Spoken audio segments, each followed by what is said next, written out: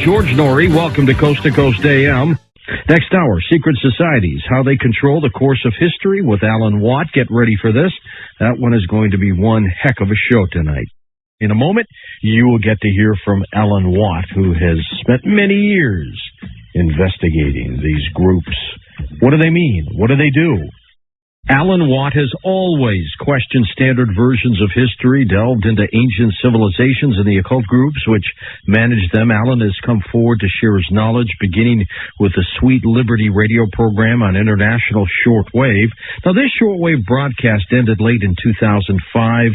He continues on the First Amendment Internet Radio every Wednesday, 9 p.m. Eastern Time, having a deep understanding of mass mind control being used on the general public. His original intention was to establish contact with various individuals following the broadcast by a one-on-one telephone conversation containing a technique to bring the person up into awareness. And hundreds of hours have been spent in this manner, teaching people in various countries, some of whom have used the information and published much of it with rather flamboyant spins. First-time guest on Coast to Coast AM, Alan Watt. Hi, Alan. How are you? I'm fine, and it's a pleasure to be on. Good. Likewise. Tell me a little bit about this. I guess we can't call it an experiment, but tell me how this worked, this one-on-one telephone conversation technique. Well, I realized by listening to many radio shows that people were stuck in different levels of understanding of awareness into what was happening in their own lives and the life around them, and were totally oblivious, really, of the major plans underfoot to completely alter their way of living. And in fact, a structure was being put into place to bring out an entirely new way of living. That really is the agenda. And I thought I should get involved. And I looked around at all the airwaves, and I tuned into shortwave, which has a good coverage. Sometimes it's international, and got in touch with Jackie Petrou on the Sweet Liberty broadcast, and eventually came on as a guest initially to fill in on ancient history, the secret societies, which are recorded in history. It's not so much a conspiracy when you realize they're actually authentically recorded. And the odd thing is their agenda from the most ancient times right up to the present has never altered. We've lived through part of it ourselves. We're living through the final part of the end of this phase before the beginning of the next. It's a never-ending story. I think you're absolutely right. It has not altered over all these hundreds, if not thousands of years. They have directed their intent, and I guess they've just had it carried on by their offspring. How did it work? How did it carry through? We can find really ancient Egypt kept such massive documentation on the techniques of controlling the people. Priesthoods actually specialized in creation of religions for the lower classes, you might say. And the pharaoh, of course, is recorded, he was taught these techniques from a child. And the priests in those days were truly specialists in different areas. Even going as far back as Sumer, we can see that the priests there not only controlled different areas of religion and types of religion, one for the elite and a separate one for the public, and they also controlled all the legalities. They were lawyer priests who dealt with real estate and all finances, imports and exports from the country, with trade going all the way to India, 5000 BC. So these priests were very specialized. And the amazing thing is to find that pretty well everything that we have today in this system of commerce, and that's the key to it, is the term civilization. That's the beginning of this particular system, which is ancient, a commercial type system of control using money in different forms. In the beginning, they actually wrote about their agenda, and they camouflaged it under exoteric guises of religion. When you understand the esoteric meanings of religion, you understand the goal, and you realize that they've almost accomplished it. Alan, this series of protests in support of illegal immigrants in the United States that has been going on now for a couple weeks seems to be so organized, it's absolutely stunning. One would never expect this. Do you believe that this could be the work of the secret societies, the Illuminati, call them what they may be? There's no doubt. There's no doubt at all. The Illuminati under Weishaupt, and he was only one branch that popped its head up in time. They'd always been around. You can find them in the Oxford Dictionary from the 12th centuries onward. But Adam Weishaupt's particular group wanted to create a citizen of the world. That's the first time that term was used. Mr. Rockefeller, who's one of the big players in this movement, calls himself a citizen of the world and gives titles to high members of his society. I actually have videotape of him awarding these Citizenship of the World awards to certain people. So yeah, Adam Weishaupt certainly had a big part to play in this, but he was not the originator of the plan. What's their goal then? With, let's say, again, supporting these protests, is it to topple the United States? Is it to split it up? Is it to create a one-world government? I mean, what are they trying to do? What do they want? They want, Jacques Attali wrote about this, and there's a very good book that he wrote. It's called Millennium, published in 1990, and it's subtitled Winners and Losers in the Coming New World Order. Now, Jacques Attali was the Kissinger of Europe. He spearheaded the unification of Europe from France, and he advised the various presidents of France, and then he went to work at the United Nations. And in that book, he gives a scenario of America with the borders coming down towards the end of the millennium into the new. That's when it was scheduled to happen, the move, 2001. And he said that initially the people will be upset because vast hordes of people will come from Latin America and come in through the south, causing mayhem, just like the Huns attacking Rome. But eventually America would end up being, the Southern America would end up being a Spanish-speaking people. And he said, when America finishes its work, which is to police the world, bring democracy to the Middle East, then its commerce would collapse through debt. And the next boat people would leave America looking for work abroad. That's amazing. And it all seems to be happening. Oh, it's happening right on cue. One thing I found about these fellows, the big players like Kissinger and so on, and Jacques Attali, they come from the high-level meetings with the Bilderbergers, etc. And whenever they write something about a plan or agenda, they never alter it. They follow it through. You know, Alan, I'm in support of legal immigration, controlled immigration, where we have a certain quota, we allow them into the country, let them prosper, let them have the American way. Well, my opposition is with the illegal immigrations. I mean, you can't have a country where people just enter it in droves illegally. You just can't do that, and people don't seem to understand it. Those who support legal immigration think that there are no walls, that you can just come and go as you please. Was this by design in that past administrations, nobody has done anything from this current administration on back to stop these illegal immigrants? I mean, were they part of the plan? Absolutely, they're part of the plan. Under the free trade negotiations, which were carried on in the late 1980s into the early 90s, prior to the NAFTA, they discussed the eventual taking down of the borders between Canada, the U.S., and Mexico. And in the go-ahead at that time, it was decided would begin and be signed into law in 2005.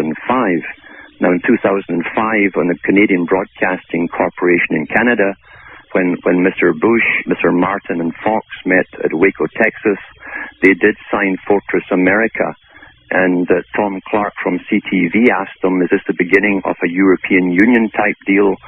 And with when the borders come down, and Mr. Martin said, it's not quite the big bang. We have 5 more meetings to go before it's completed. In other words, it is the same agenda as the European Union, exactly. Yeah. So letting the millions of illegal immigrants into the United States was done on purpose, basically. Yes, it was, yeah. Mm-hmm. Yeah, this was written about in the 1840s by Karl Marx. Karl Marx? Karl Marx wrote it in Das Kapital. And in there he said, the world will comprise of 3 trading blocs, a united Europe, a united Americas, and a Pacific Rim conglomerate under a supreme world government. and that nationalism or insovereignty would cease to exist, and each bloc would have a provincial government instead of a national one. And that was discussed in the free trade negotiations in the 1980s, where it was decided, it actually toyed with the idea of creating Montreal to be the new capital of the Americas. Of the Americas.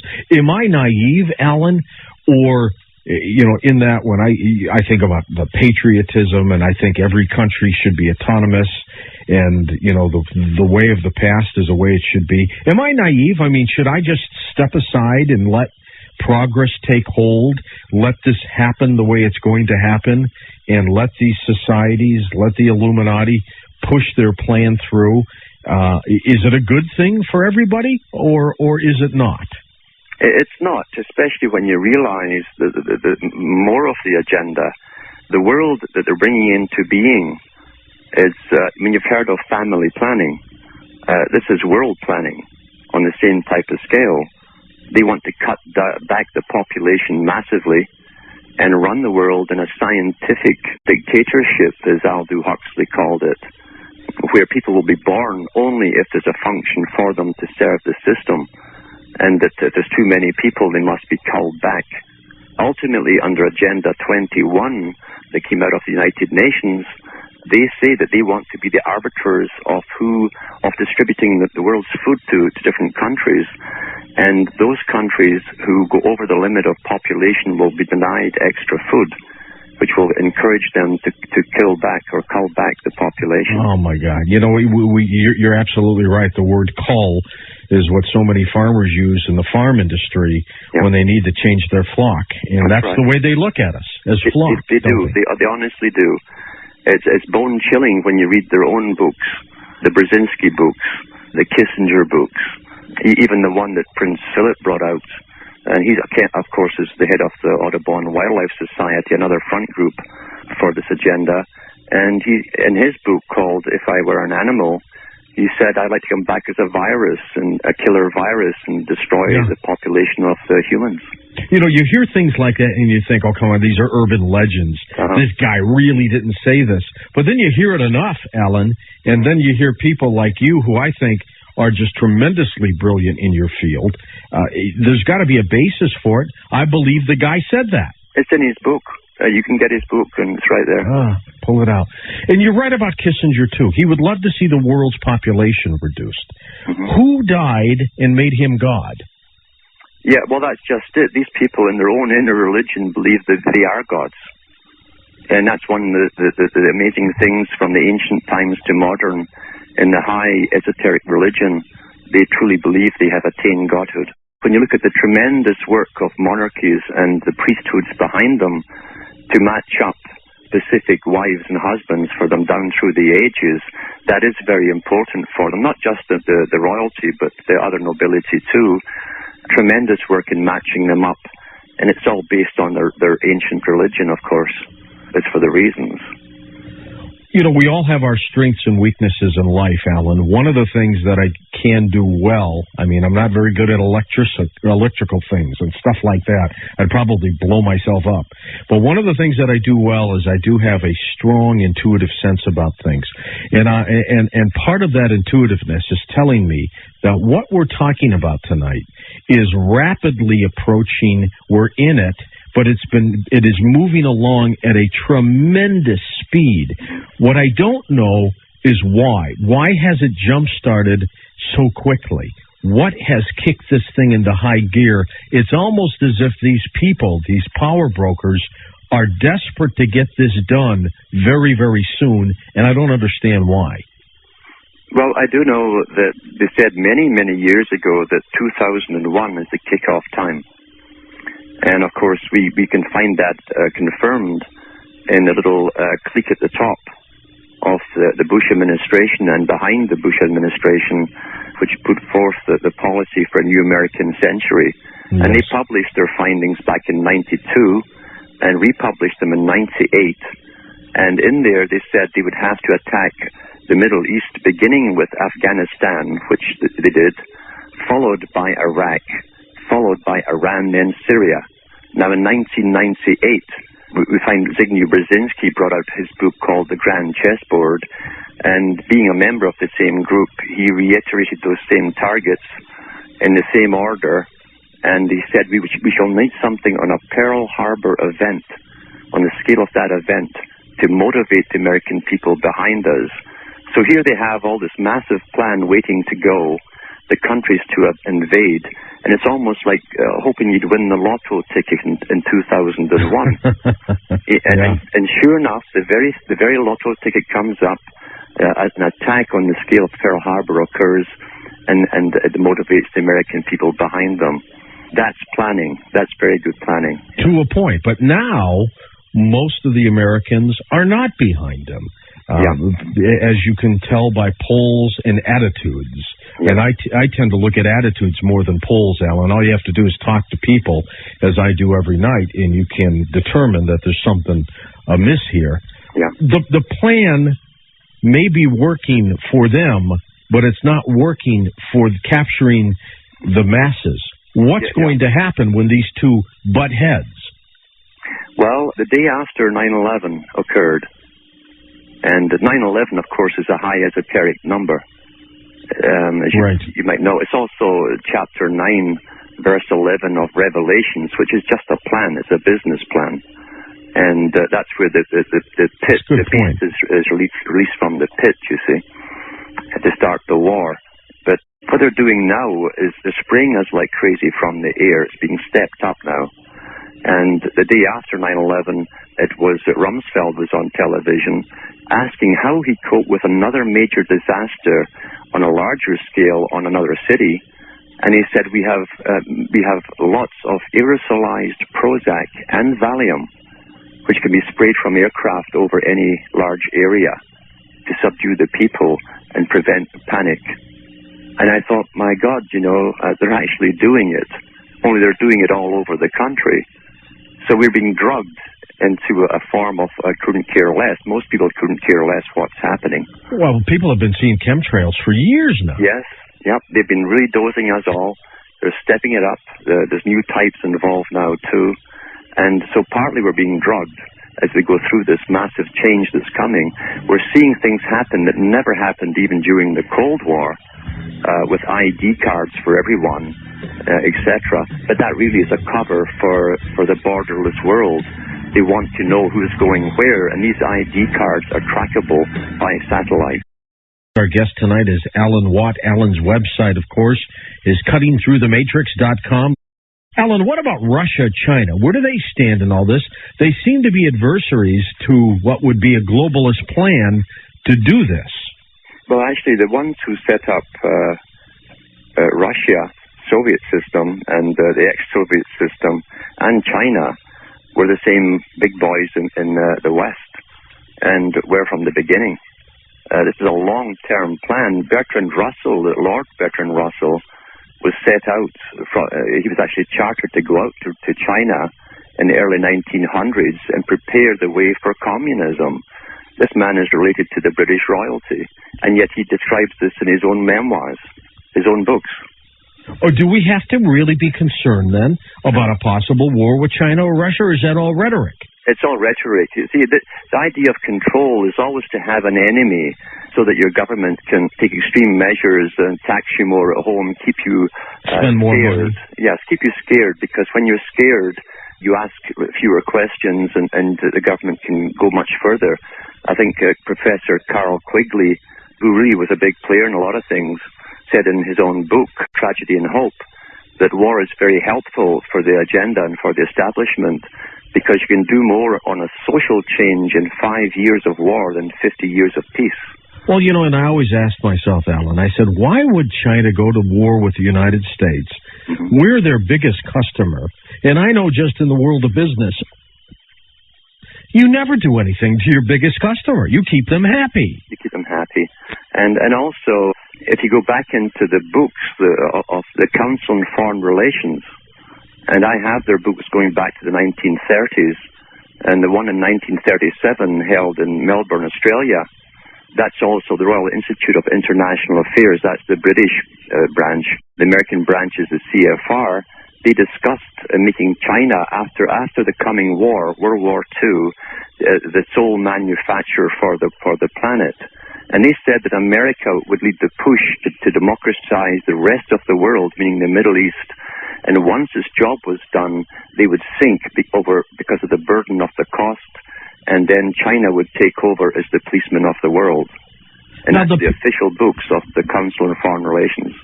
Now, the people who are running our government today, Alan, I think, maybe it's what we've always suspected, and that merely is there's always been this higher shadow government. Aren't they concerned about the United States losing its stature in the world? Or do they care because they've got their billions, they've got their 14 houses, they don't care? It's all of that, plus these people themselves, once they're initiated into the higher orders of their societies, are internationalists. They become internationalists, and their brother is their fellow elitist, no matter which country he lives in.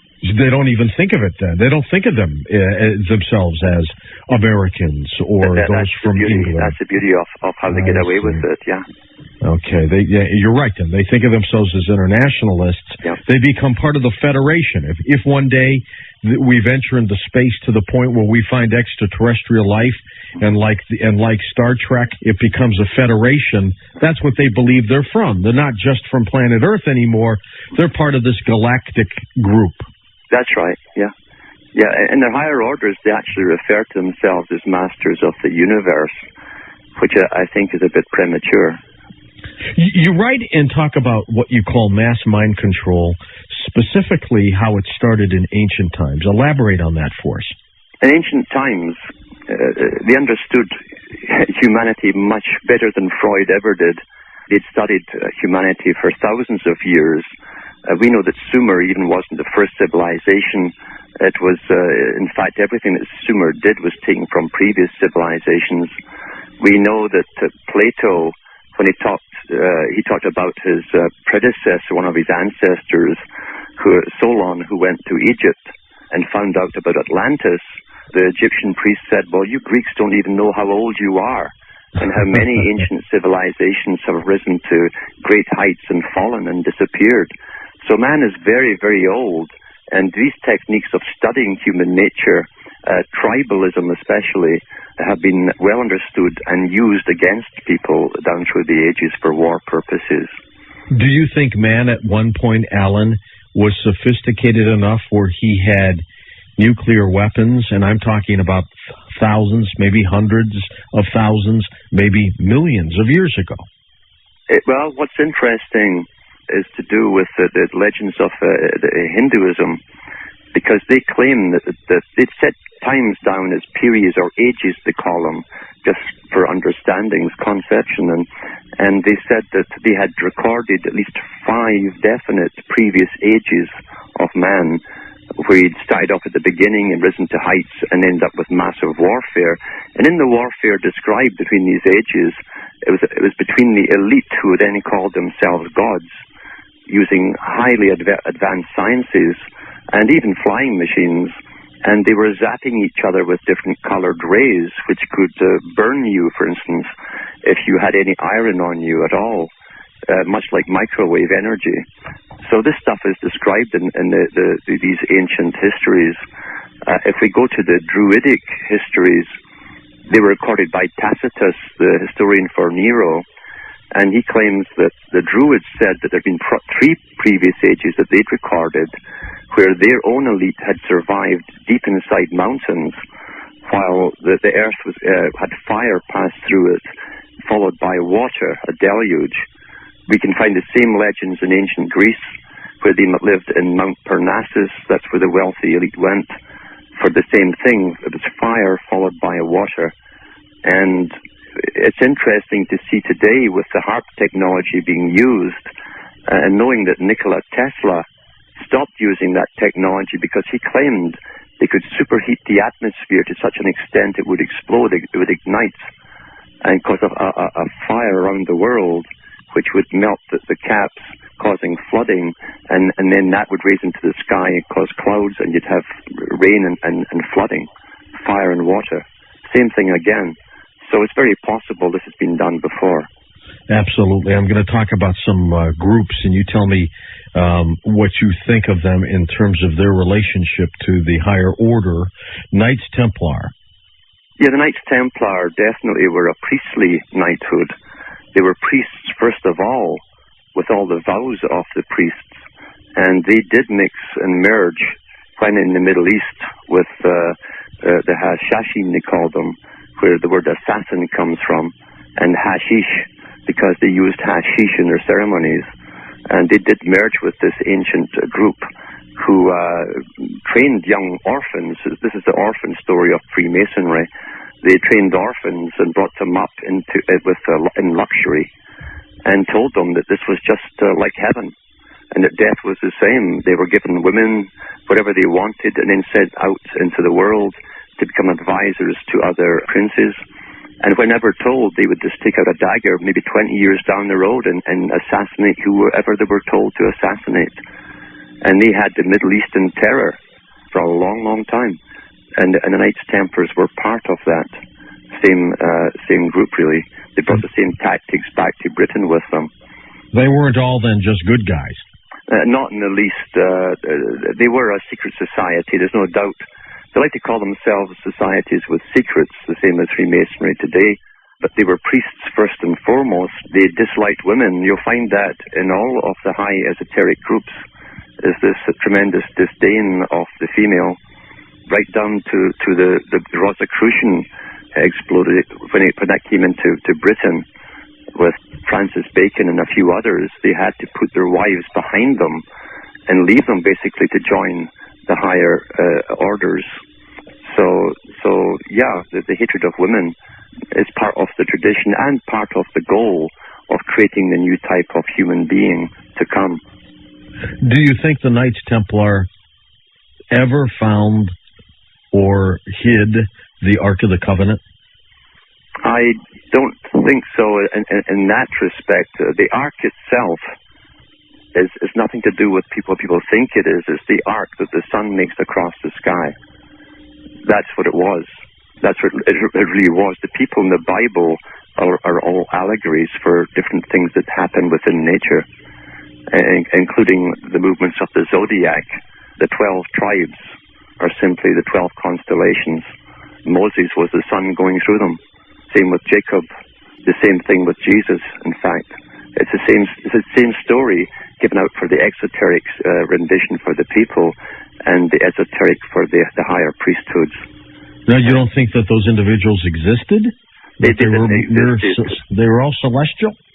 They were all celestial. It's always the eternal heavenly story. It pre-existed traditional Judaism by millennia. In fact, the story of Moses was basically taken from India, recopied again. Moses is only the latter part of Ramoses. Moses means child in Egyptian. So he's a child of Ra, basically. The later, of course, with Jacob giving birth to 12 tribes is the same thing.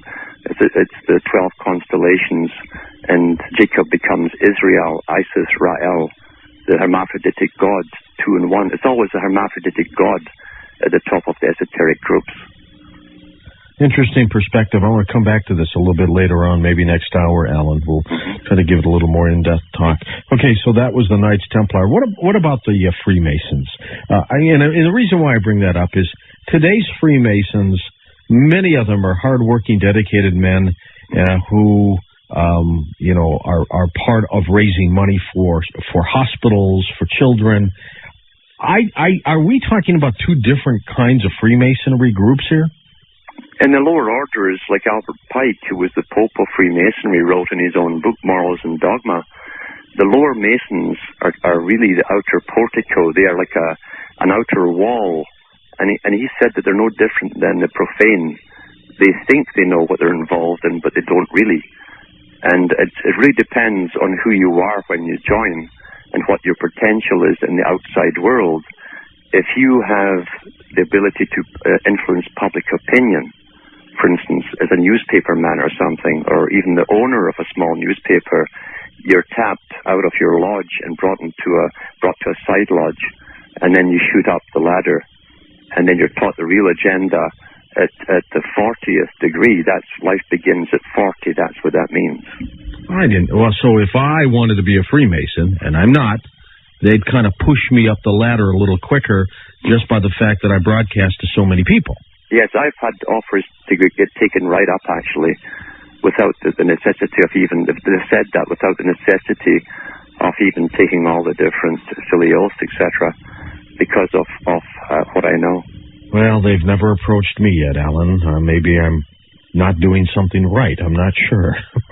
It could be two ways. You might be doing something right and don't know it. Yeah, that's what I think I may be doing. Well, tell me, though, about this organization. What's its intent? What does it want to do? Freemasonry made it quite plain in the writings of Albert Pike that through revolution, and again, it's all solar, they use the solar terminology of the Earth revolving around the Sun, revolution.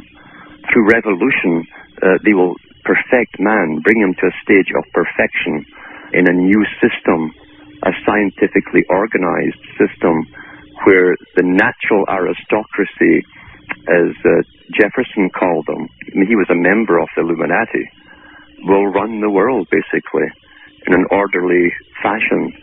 That also means deciding on how many people that they will need, etc., to work for them.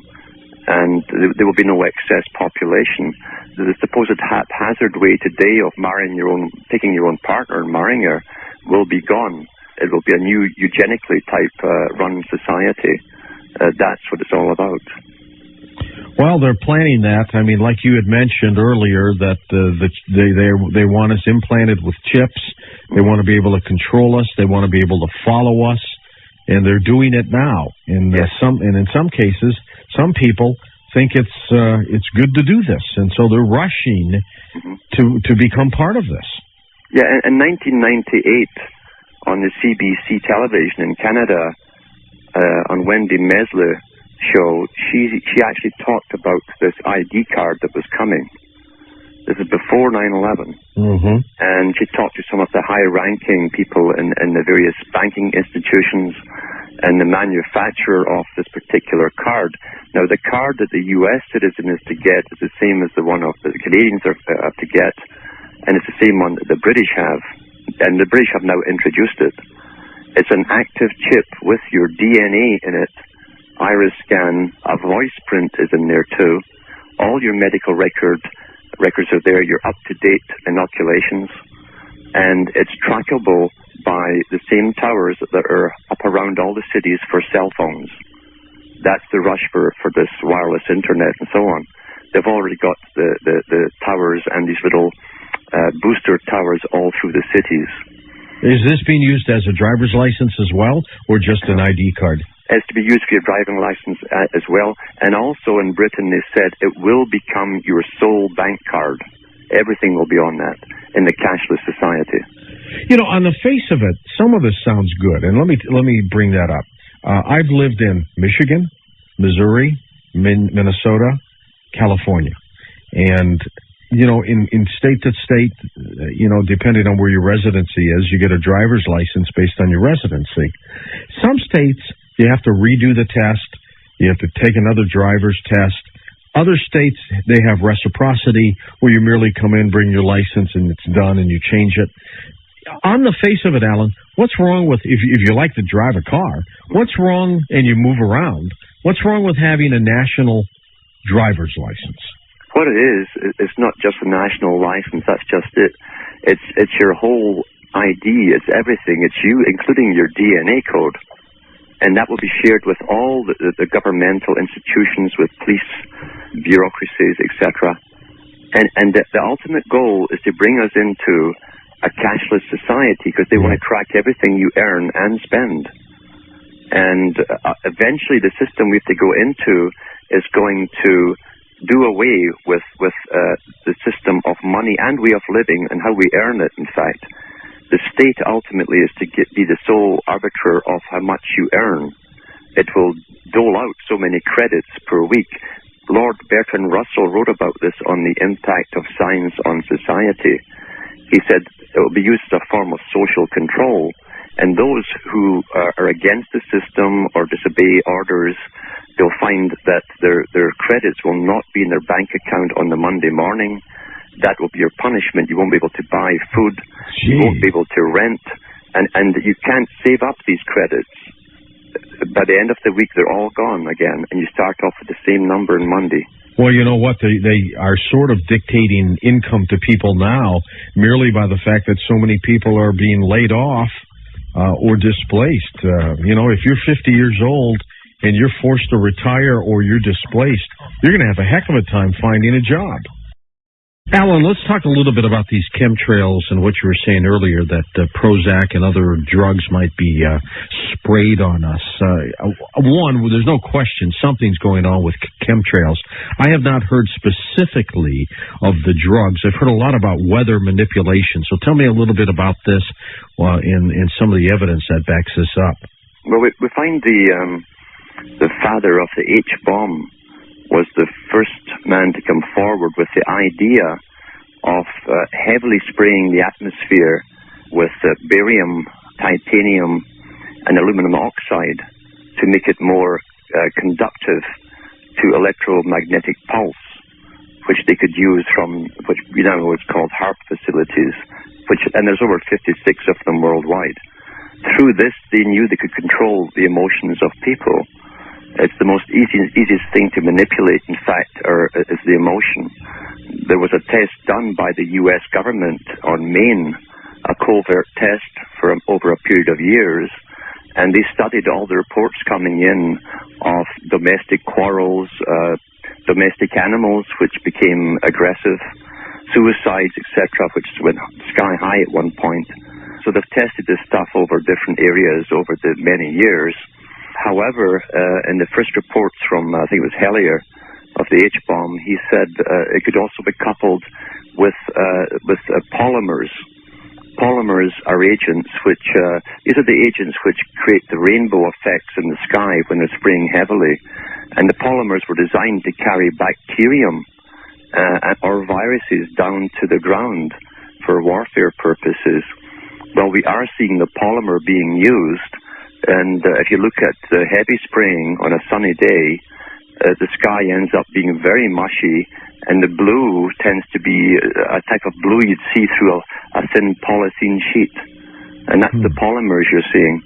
When the snow is going, and I've photographed it up here, as well as taking samples and having them analyzed, you'll find that after 4 or 5 months of snow, when you get down to the last 4 inches, you see this cotton candy type material, and that's the polymer in a frozen form. It's about 3 or 4 inches thick when the snow first leaves, and then when the sun hits it, it breaks down into powder and stays on the ground for quite a while. So this stuff is being used, and I haven't had the ability to test for bacterium or viruses, but I have had it tested for the metals, and sure enough, it came up high with aluminum oxide and copper, titanium, and a few other trace metals. Are they trying to dumb us down, Alan, control us? What do they want to do with us? It's control. There's no doubt it's control. I have no doubt, too. I know that aluminum oxide, that's what you find in the brains of people with Alzheimer's. And that came out in a British medical study, first in 1973. So they've always known that aluminum oxide is very good if you want to have people lose their memory. And, of course, coupled with the pulsations of HARP, which can be picked up on the shortwave radio, they've been going strong for the last 4 years now, non-stop, on certain frequencies. They can actually affect the moods of people. They claim they can also send over a secondary impulse, which will ride the back of the first, and if they want to, they could actually put thoughts in a person's head. Well, there's no doubt that this entire package is aimed at getting all of us. Who concocted all this? The scientists, again, we can go back to H.G. Wells, who was a frontman for the British government. He belonged to the Secret Service. He was a propagandist for World War I. Old H.G. Wells was? Oh, yes. Yep. And he was one of the founders of the Fabian Society. The Fabian Society pretended they were a left-wing organization. But in fact, if you read the writings of a co-founder, Bertrand Russell, Lord Bertrand Russell, in the book by Ronald Clark, Russell tells you that the Webbs, Sidney and Beatrice Webb, who were the main people behind the Fabian Society, wanted a world system or government run by a super elite of technocrats, and that the public would have no say whatsoever in the way their lives would be run. So H.G. Wells was a big player. He himself was given predictive programming. This was the idea from Tavistock Institute in London, which still runs the world today with mind control. They gave him certain stories to write to incorporate certain elements or that they wanted to get through to people's heads. And he simply wrote the stories around those things. That's why he could write about the police of the air in shape of things to come that would gas the people below and force them to submit to world government. And this Third World War was to begin in Basra, where the Third World War had actually begun. Now, Basra is in Iraq. Yes. And that's where the British troops went, and they still man it yet. So this is predictive programming par excellence, and he knew the agenda prior to World War II. Alan, what do you think the agenda is with this avian flu scare, which I do not believe will be a pandemic unless somehow man screws it up and it gets out into the system? And already the Centers for Disease Control and Prevention has announced that it's going to test the possibility of mutations and even create them. Mm-hmm. To me, that's pretty darn dangerous. Yeah, well, again, the H.G. Wells, Lord Bertrand Russell, Aldous Huxley, and all these predictive programmers that were given their agendas have all stated the same thing, that the biggest problem the elite faced, this put more succinctly in the writings of Charles Galton Darwin, the physicist and grandson of Charles Darwin, in his book, The Next Million Years. He said that we are attempting misguidedly to help the people maintain their health, and it's increasing the population. So we will have to bring out specific diseases to help cull them off eventually in a way which the public would never suspect. In other words, it'd be done through laboratories. And we are living in an age where there are tremendous laboratories dedicated to creating killer diseases.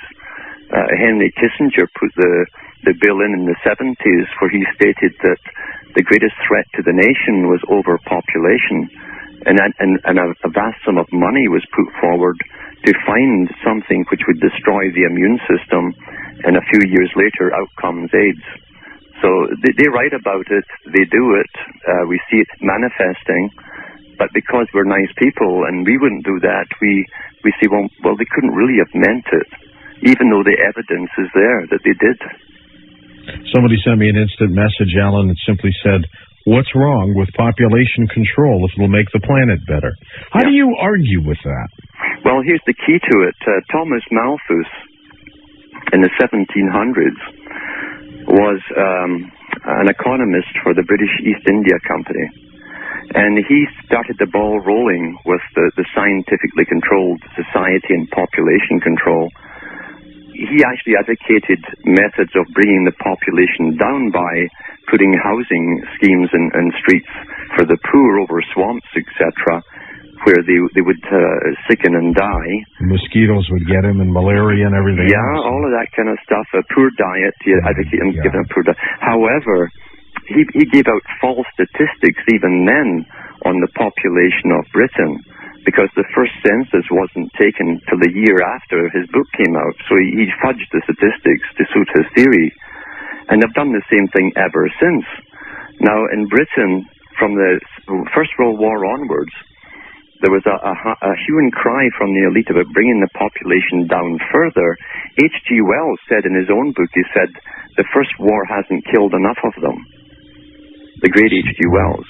God. And so they had a big movement to convince the public there were too many. They said they wanted an ideal family of 2 parents and 1.2 child per family. Now, the British complied with that.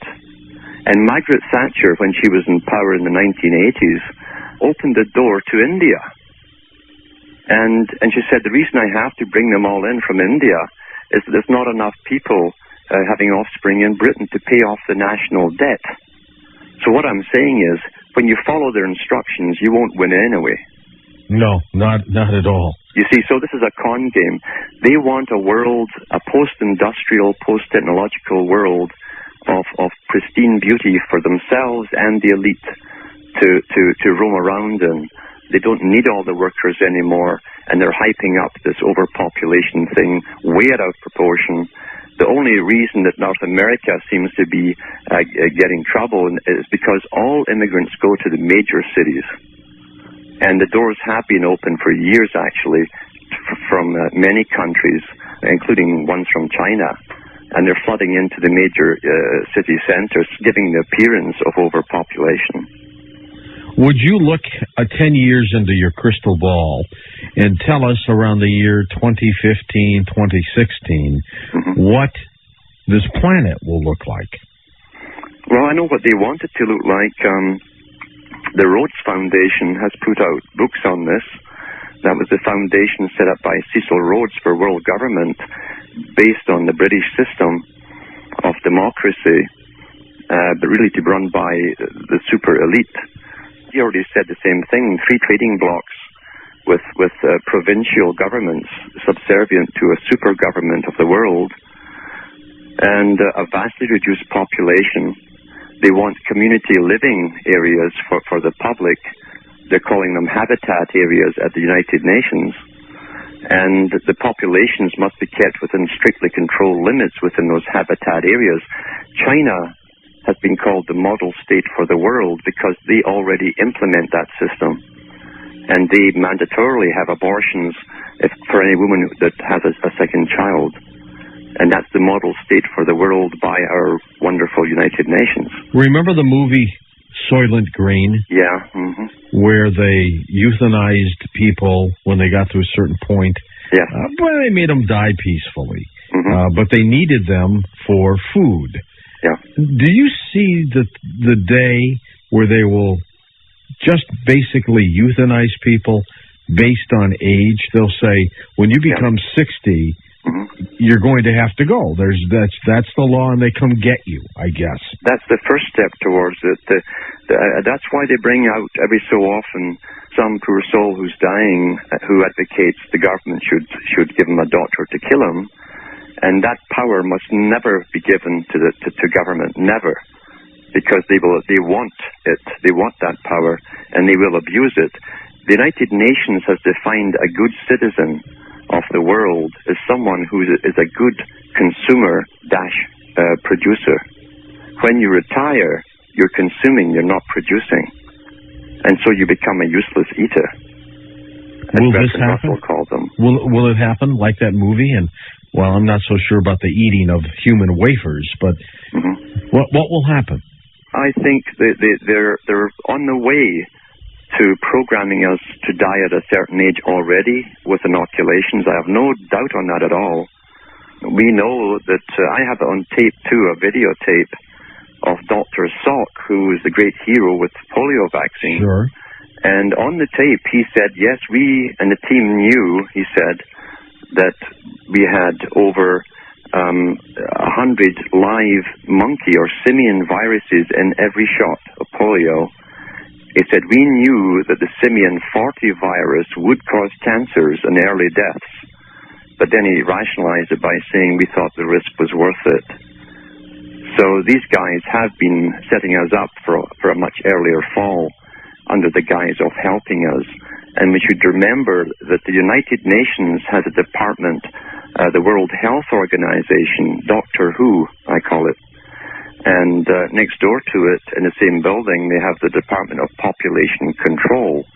And when the wolf is there with a syringe to help you, I think we better be on our guard. How many people do you think are in these groups? There are a few hundred top groups that work on all this in specialized areas. We know that, for instance, the Bilderbergers, what they deal with primarily is the trilateral world, the three-block world. That's their main function. The Club of Rome was set up primarily to do with the population reduction by all means possible, as Kissinger said himself, by all means possible. Other ones are dealing with the futurist think tanks. They have a few hundred futurist think tanks who come up with predictive programming, which they then give to certain authors. They've done this since the 1800s. The authors write the books. It puts the idea in our heads that, well, I guess this is inevitable. And when the real thing happens, we just go along with it because it's been programmed into us, primarily through fiction. Fiction has been the main way of creating predictive programming. They familiarize you with an idea, the sensor part of your brain is down, and in a story with an emotional tack to it, you're actually programmed for something to come, which you then think is inevitable when it actually happens. Tell me about the 3 books you've got out there. The 3 books are to do with the ancient societies, the mystic societies that have been behind a lot of this for the last few thousands of years, never altering their agenda. It's not far-fetched at all, their agenda, and to their final completion as to where they want to go with humanity. I also go through the money system from ancient times to the present, and how the ancient money lenders came from country to country, set up the system of debt, forced the countries to hire standing armies, which they then used to conquer the next country, and go on from there. And so this whole thing of civilization is money coupled with commerce and priesthoods from the very beginning, and it's a science in itself with a definite agenda towards a common goal.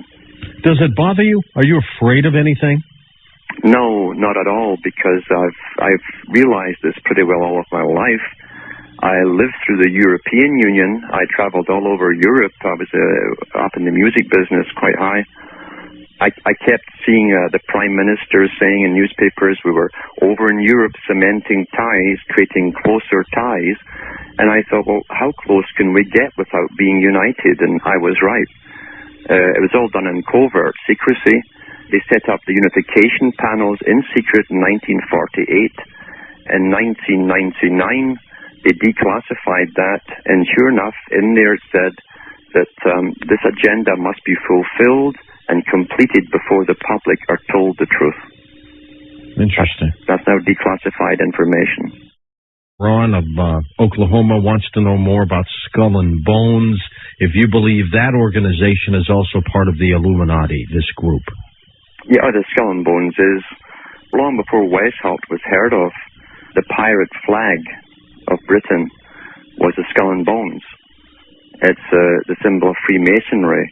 And if you watch the opera Gilbert and Sullivan, The Pirates of Penzance, you'll see the raising of a mason in the first scene, where they have the apprentice with his pant leg rolled up, his breast exposed, etc., being laid on the pirate flag, meaning symbolizing death, and then been raised up by the captain, so they go through it even on a stage play.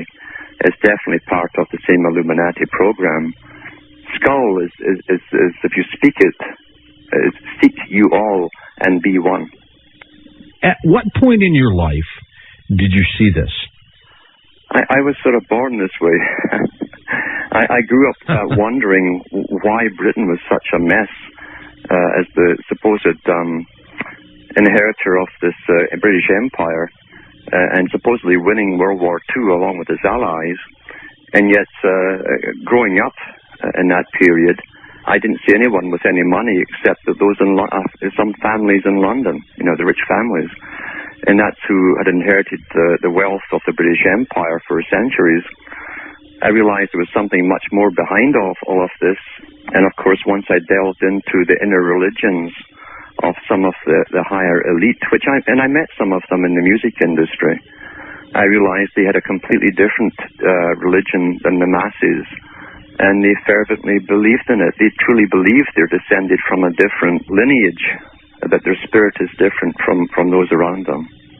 And this goes back to the writings of Plato even, who discussed the reincarnation of the same elite spirits down through the ages, beginning with a start on earth where the fallen angels, or caste angels as they called them, the rebels, their ancestors were caste, and they created the first physical bodies for themselves by purely willing them into existence. And the first generations retained special supernatural powers, they claimed, but they began to lose them with interbreeding with the people who were already here. And hence the need to go back to the intense interbreeding to try and retain these powers or get back these powers. And that was always the ancient religion of the elite in the pharaonic times and Plato's day, and it is up until the present. Do you think people are starting to wake up now, Alan? They are, mainly though because they're afraid, and the fear alone is motivating them to ask questions. But because of their incredible conditioning in society and all the misinformation out there, and the fantasy that we live in. I mean, people in the West have been conditioned to watch television so much that fantasy is completely interwoven with reality, and they have a hard time distinguishing the two. They're also desensitized to the killing that the West has done and is still doing in the Middle East, beginning with the Vietnam era, where people were eating their dinner, watching the people in Vietnam being blown up, you know. That's desensitization. It's too unreal to us. We hardly tell the difference now between a movie and reality, and we're desensitized so much that when it happens here, and it will happen here when the time is right, we're watching the build-up of a massive internal army, the multi-jurisdictional task force. That's all the boys in uniform, being set up to take care of some kind of chaos back home. And one day we will see it happen. And out of the chaos, because that's their ordo ab chaos of the high rites of Masonry, the order of perfection, the Scottish Rite, they create the chaos, then they bring their new order out from it.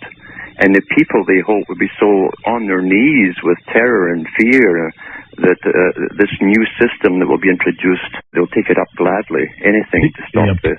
You had mentioned earlier that science and this New World Order seem to be woven together. What do you mean by that?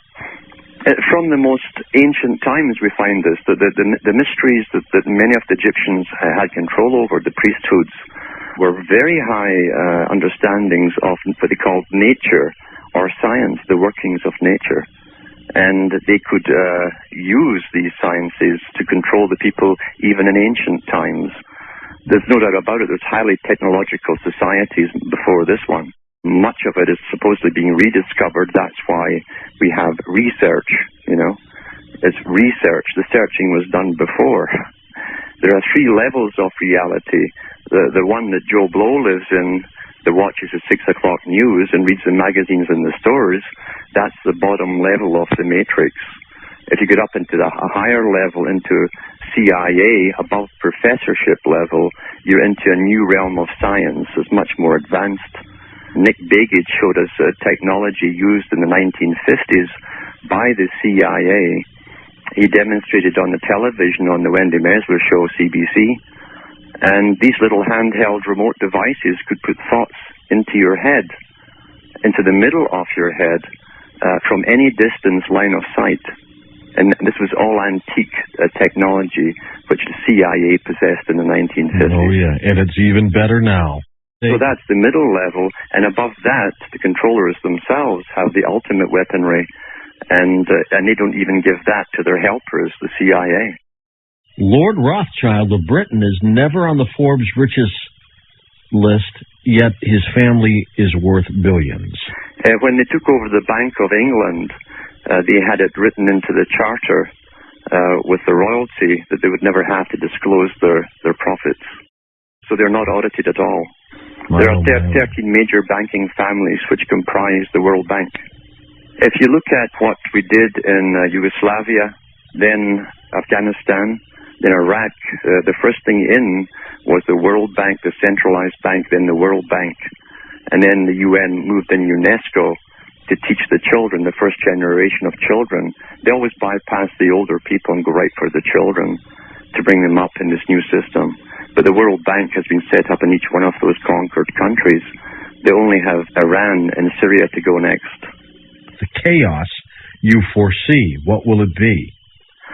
I'm sure they'll use all of the standard, I call them the standard techniques of famine, and that will happen very easily in a plague, because they've already said on television that no food will come into the cities because there'll be no transportation allowed back and forth.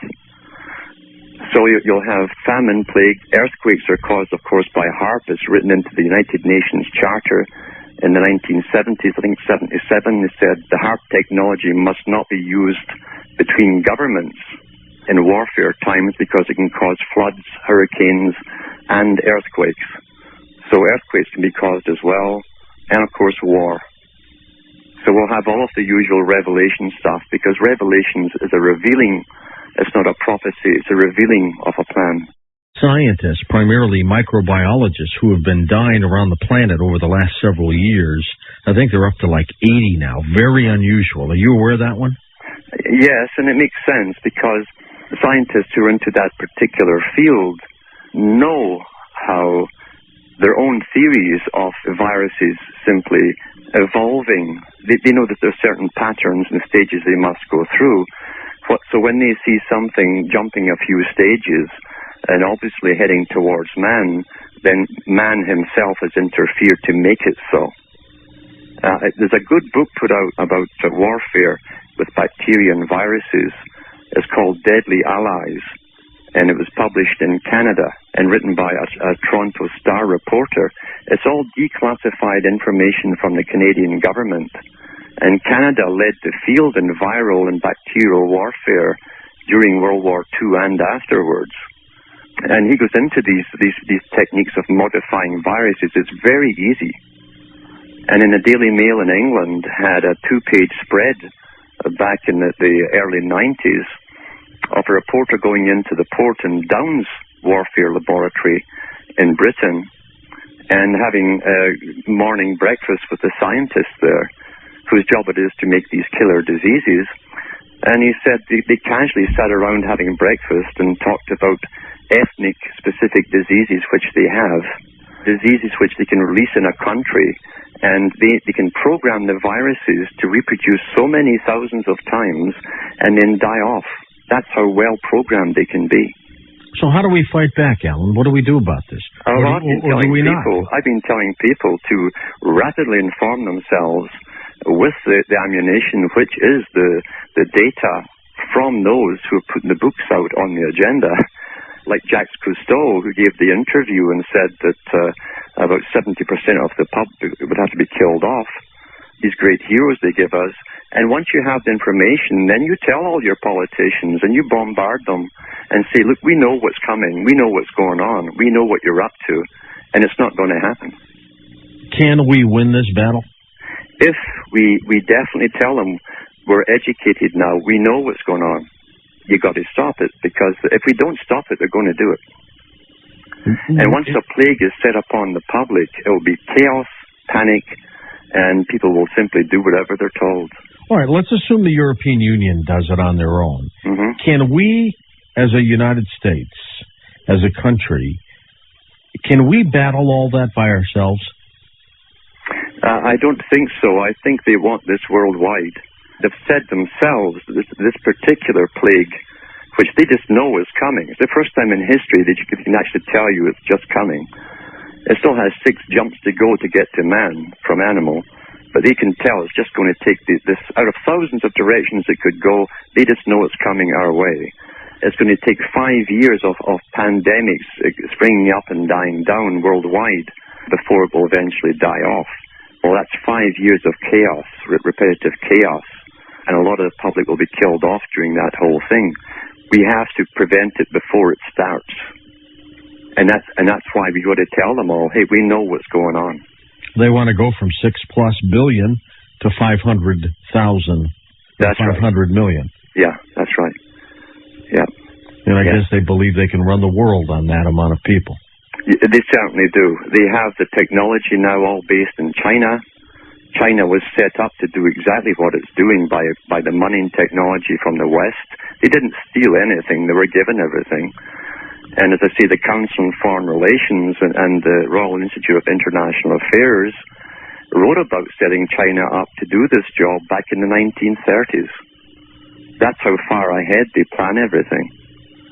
Now, if they're going to allow for the destabilization of countries in the Middle East, with Iran and Syria being left, why don't they just go to them and say, folks, you got to play ball with us here? Well, they want, again, a chaos mentality to come through here. They want to bring all those countries, again, to their knees as well, through massive killing that's going on. And there is massive killing going on all the time there. You see, what they said many, many years ago was, and this was written about by Albert Pike, the Pope of Freemasonry, who wrote Morals and Dogma. He belonged to the Rite of Perfection, or the Scottish Rite, which was not Scottish at all. That's another story. And he said there would be 3 world wars, 2 with Germany, and this was a letter in the British Museum that he wrote to Lord Rothschild, and he said the third one will be between Zionism and Islam, to be fought in the Middle East.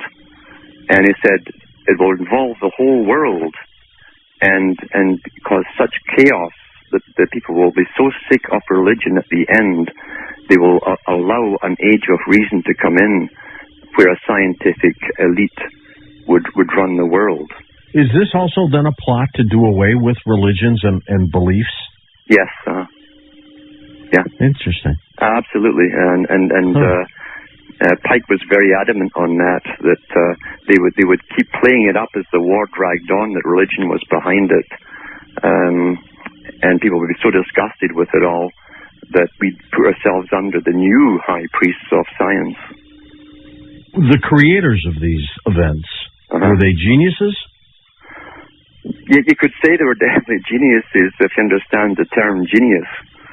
A genius came from genii, and of course the elite of Greece, who all studied in Egypt, such as Pythagoras and Plato himself. It's the key to the mysteries, actually. They claimed that everyone was born with a soul, but you had to seek for your spirit to unite with your soul in the physical body. That was the Trinity. And when that happened, the genii collected with the soul, and you were complete. You were a genius. You had knowledge beyond the norm. Yeah. This is Julia. I'm calling from Grants Pass in Oregon. Alan, you were talking about the secret societies and the Illuminati as being mostly certain families with certain bloodlines. My question is, maybe you could use Kissinger as an example. How did someone like that go from being, an obscure Harvard professor to being recruited or selected? Do you have to demonstrate your corruptness? How is someone like that selected and maybe groomed? It's very similar to the Rhodes Scholarships. In Rhodes Scholarships, again, it was set up by Cecil Rhodes and Lord Rothschild and Lord Milner to set up world government with the three trading blocks. For Rhodes Scholarships, they were to train scholars from all over the world and send them back into governmental positions across the world. And one of the prime prerequisites for being a Rhodes Scholar wasn't simply intellect. It was the ability to be ruthless when required, and also to show an intense need to dominate society under the pretense of helping it. In other words, you had to be an elitist by nature. Did they train them to do that, Alan? Yeah, they were trained to do it. In fact, Professor Arnold Toynbee, taught many of them in the 1920s and 30s, and they used Jesuitical techniques as well, and Illuminati techniques. So they gave them much more privileges as students than ordinary people. They would have access to drugs, alcohol, females for sexual dalliances without any repercussions. And that helped to build the arrogance factor within them. So they would look down on people. They had psychopathic traits, and there's no doubt about it.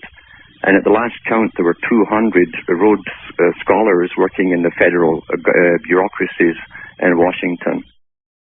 We understand the inner religion of the secret societies and how they view, the high ones, of course, and how they view everyone else.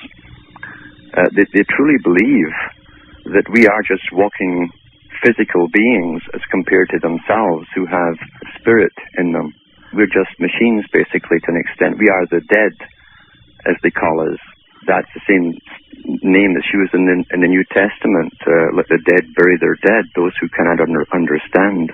They do believe that we are there to serve them and always have been, and that literally the time is coming shortly where they have no further need of most of us. And I assume when they reduce the population of the world down to 500 million, they'll be part of the 500 million. Well, that's what all the higher boys hope to believe. That Plato laid it out with his guardians of the world, the upper dominant minority, he called them. That's the same term that Aldous Huxley called them in his lectures. Some of the higher orders, they will bring them into the lesser guardian class.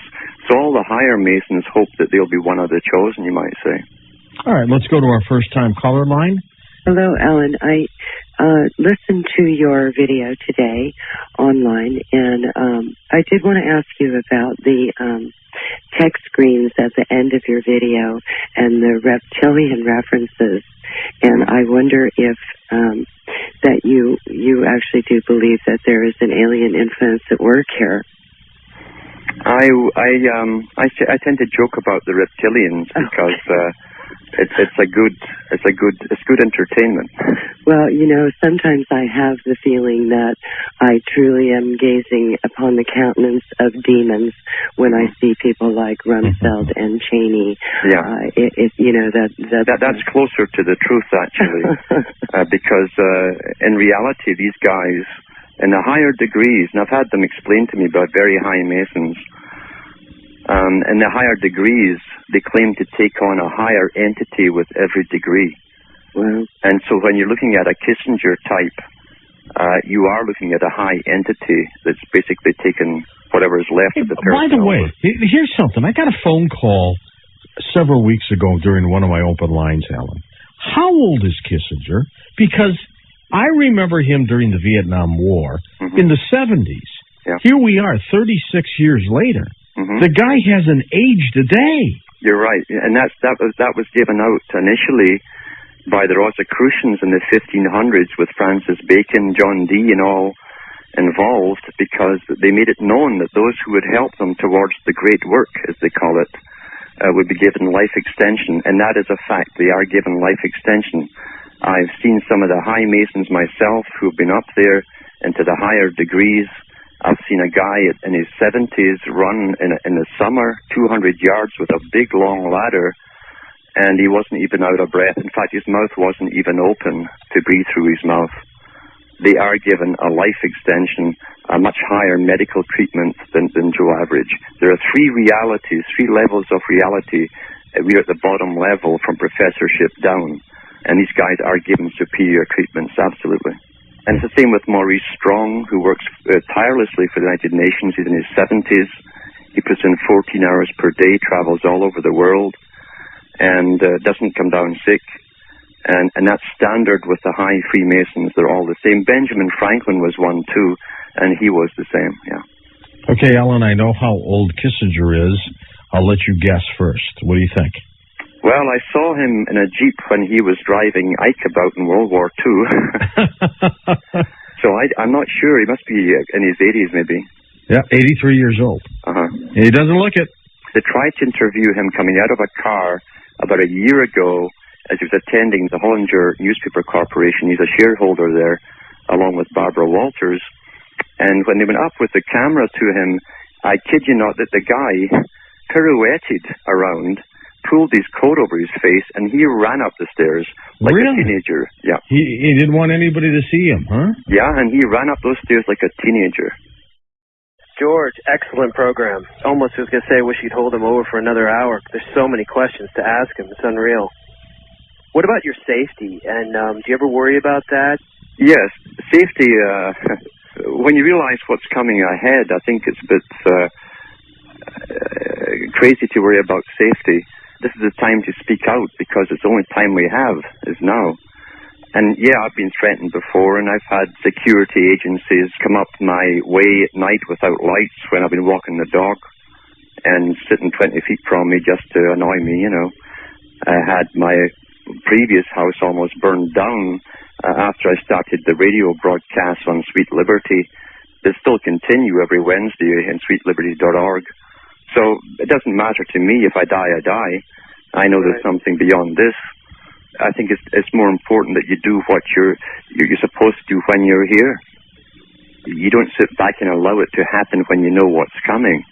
Everyone must do their bit, because everyone's going to get flattened otherwise if we all sit back and hope nothing happens to us. I definitely applaud you for all your great work. Thanks for being on the show. I detect a little, is it an Irish accent? Scottish. Scottish. I was close. Well, Alan, let's talk again about the website. What can people find on that when they peruse it? They'll find many talks to download from other shows. They'll find the links to sweetliberty.org, First Amendment Radio, where they can go into the archives. I've done many, many hours explaining the occult, deprogramming techniques, etc. I go through all the forms of mind control down through history and how it works on us today. All right, very good. Alan, thanks so much for being on the program. It's been a pleasure.